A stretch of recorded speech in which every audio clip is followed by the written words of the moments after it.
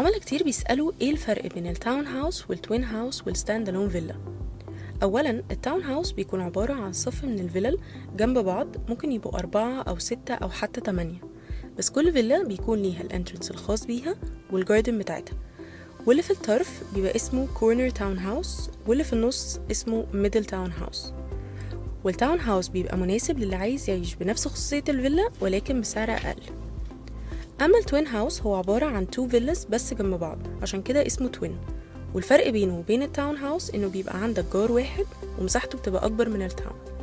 وأخيرا الستاند الون فيلا بتكون مبنية على أرض مستقلة، فبالتالي دي بتكون أعلى درجة من البرايفسي، وطبعا مساحتها بتكون أكبر وأعلى في السعر. ودي كانت مقارنة سريعة بين أنواع الفيلات، ولسه في تايبس جديدة زي السكاي فيلز والأس فيلز.